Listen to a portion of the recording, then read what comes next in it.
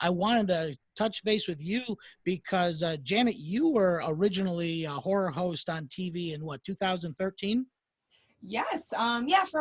It just ran for 1 year in 2013 on Time Warner Cable in Cleveland and surrounding suburbs. But yeah, I hosted the Daughter of the Ghouls show, and yeah, it just ran for 1 year. But that's okay. I was able to meet Monkey Man that way. Well, that was the daughter of the Cleveland Ghouls, so you were kind of like a son of Sven Gulli in that regard. Yeah, and you know what? I got a lot of crap for it, honestly. Really? There were people. First of all, it wasn't really my show. The producer, his name is Daniel Kristancic. He actually put the show together and had the idea of having a female host it, but then having other characters show up too. So I helped him host it, and Grim helped behind the scenes. He helped with some of the skits, and he showed up as the monkey for several bits too. But yeah, people were going, "Oh, you're just riding the ghouls' coattails, and who do you think you are?" No. I was just helping host a show. Yeah, there was actually a time when I was trying to, get Danny to maybe change the name of the show because we know how sacred the name the Ghoul and Ghoulardi here is in Cleveland, and Right, and even the Ghoul himself had some falling out with the Son of Ghoul, who he named Son of Ghoul in a lookalike contest that the Ghoul held in the late '70s. Okay. And the guy took off with it and got his own TV show, and then the Ghoul turned around and tried to sue him for using the name Ghoul, and it's really weird. Yeah, there was this whole thing with Ghoul and Son of Ghoul, and so yeah, the Ghoul himself, Ron Sweet, was very protective of his brand, even though he did his own take on his on Ghoulardi, who was right. Cleveland's first breakthrough horror host. Yeah, so in the '60s. But actually, the one before Ghoulardi, his name was Mad Daddy, Pete Myers, and he was more popular on radio. He was a radio DJ and hosted movies for a little while, but it just didn't. Maybe a month or two in 1958, and it wasn't until '63 when Ghoulardi came around. Ernie Anderson. Yeah, and anyway, but going back to the Ghoul and all that, so it was very tricky to sort of, I thought it was tricky for him to call the show The Daughter of the Ghoul, because people would come at, probably just right after you, and they did. They never talked to Danny. The fans would ask, "Are you really Ron Sweet's daughter?" Yeah. And then the Ghoul groupies would be like, "Oh, you're just copying. You're just riding his coattails." And it's like, I'm just helping host a show. It's not my show. It wasn't my idea to name it that. But yeah, we had a lot of fun while it lasted. And after the show was canceled in 2014, the producer wanted to work on wrestling videos and do other things. We decided to join forces and create our own thing. Now that's beautiful though, because you're keeping that tradition alive as fans at this point, and that is phenomenal. It's almost like the fandom kind of reclaiming its thing. Oh, absolutely, yeah, and frankly, we just had nothing else better to do with our time. No, we both grew up. I'm a little bit older than Janet, so I can go back a little further and growing up in Cleveland and seeing a lot of this stuff transpire. You caught like the tail end of it. Yeah, the 80s and 90s where Big Chuck and Little John and the Ghoul. You guys in Chicagoland have Sven Gulli. So yeah, Rich. Yeah, it's I don't know. I love just like the tradition of new characters coming along and just kind of like fitting in with the aesthetic of what the previous host laid down, and just kind of I don't want to say expand the universe, but it just expands out the brand. And you said now the first guy, you said he wasn't Ghoulardi, he was the second, correct? The first. I'm sorry, say that again? Technically in Cleveland, the horror host history type of thing, like who was first, all that. Yeah, technically the first horror host in Cleveland was Mad Daddy Meyer. He called himself Pete Myers. He was a radio personality. If you look up Pete Myers or Mad Daddy on YouTube, there's a lot of his air checks that are really, really cool. He's got this really unique echo chamber sound with his voice, kind of like Wolfman Jack would do. Yeah. And he was super fast at coming up with rhymes and then doing really crazy. Wavy Gravy and all these little He'd come up with really fast, crazy rhymes and stuff like that. But he did a show called The Mad Daddy for roughly maybe a few months in Cleveland. It did not go over well in 1958. Fast forward to 1963. Ernie Anderson was pulled by TV8 to do a character, to come up with a character to host a movie package that they got, a horror movie package. Thought they'd give it a go. And he created that beatnik character, Ghoulardi. And that ran for 3 years in Cleveland, only 3 years, from 1963 to 1966. But let's put it this way, a third of Cleveland's population would watch him on Friday night. Police said the crime went down on Friday nights in Cleveland because even the crooks would want to watch him. But he dominated, Cleveland airwaves. And even to this day, they have, for the past 20 years, they have like a yearly show in October called Ghoulardi Fest. And it's everything Cleveland media, but it's named after him.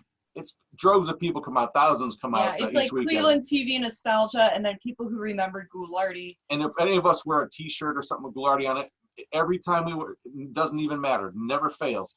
At least one person will stop and go, "Hey, you're not old enough," or "No, I remember Ghoulardi. How do you know that?" It's usually like the older folks, or maybe like the kids of the people who remember Ghoulardi. It's weird, but or people that know that history. He's still.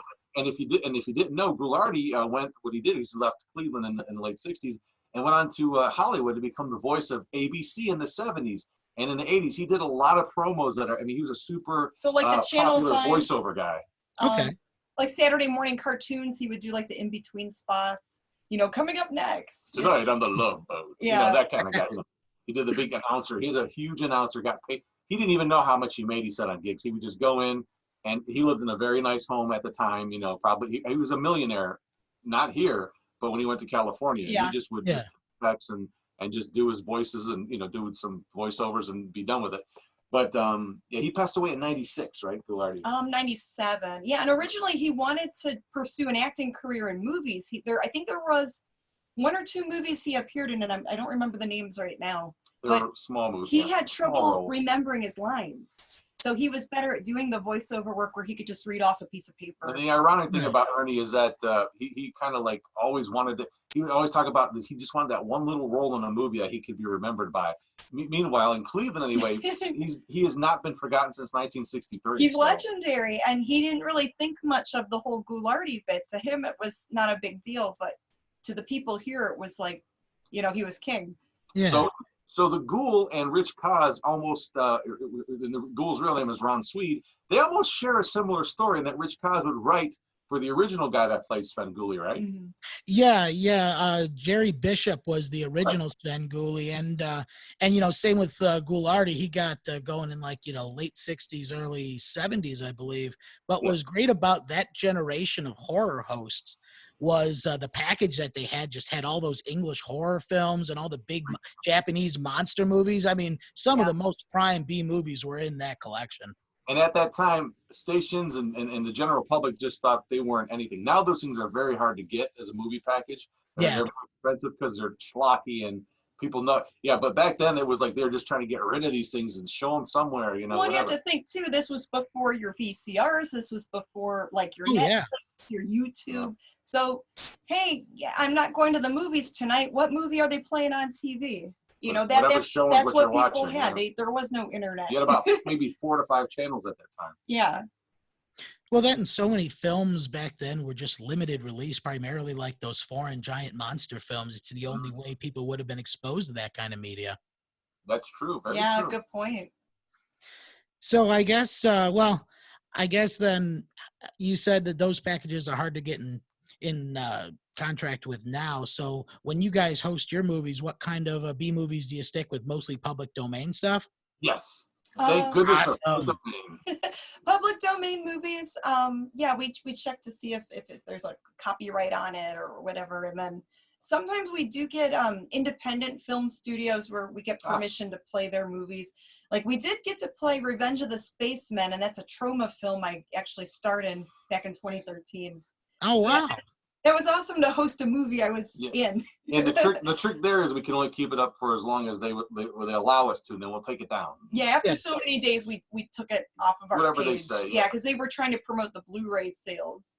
Now, the interesting thing about what you just asked about is the public domain movie. So that's the trick thing with this whole, whether you're a horror host on the internet or on broadcast television, if you're showing public domain, a lot of people have seen these movies over and over again that are fans of this genre, right? Yeah. So the trick is, how do you make them funny? Well, Ghoulardi back in the 60s, and the Ghoul when he took over for Ghoulardi, basically, because he was enamored with him as a kid, actually helped Ghoulardi around the studio, and then when he left, he said, hey, let me do the shtick.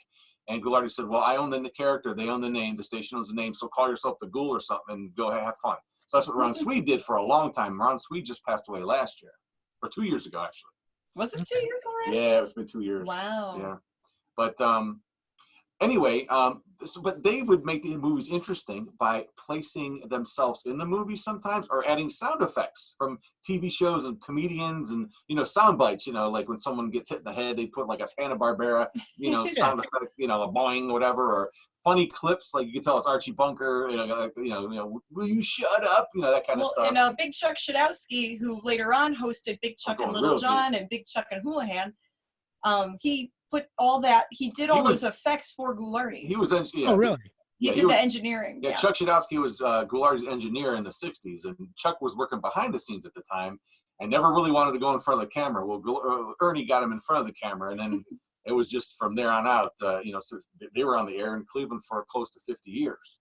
Yeah. Well, they still play. They still have a half-hour skit show. Big Chuck and Little John. Yeah, Big Chuck and Little John do. I think late at night on Sundays. This is a little half-hour bit show. So back to the movies really quick to finish up what I was saying. So we kind of pay homage to some of these, I know it's a nice name for ripoff, but no one's really doing that. If you watch a lot of other horror hosts out there, some do sound effects and some don't. I love doing it. I grew up watching The Ghoul, and I loved the sound effects, and I just always wanted more. So we really put a ton of sound. I might overdo it sometimes, but I can't help myself. So many burps and farts and just all kinds of goofy stuff. Yeah, I just have all the stuff I've pulled from over the years from different sources. I don't use any. I do use a few of the ones that Ghoul used, but just recently. But most of 99.9% of the sound effects I've pulled from different sources, talk shows, shows, you name it, movies. Yeah. But some of them you even made yourself. Well, sure I did. Yeah. Oh, wow. So when you make sound effects, do you actually like get yourself a little soundproof room and get your condenser mic out? No. I was doing this back in the day. She's talking about some bodily sound effects I would record. Just a good old fashioned micro cassette or whatever I had at the time, put it on the chair and go to town. After Taco Bell, see what happens. But you recorded some burps for me yesterday, so don't be so modest. Hey, you're supposed to tell anyone that. The secret's out. Yeah, sometimes burps happen, and he's like, hey, I'm going to record that. Another Taco Bell moment. Seriously, that's the truth. Yeah, no more Taco Bell for a while.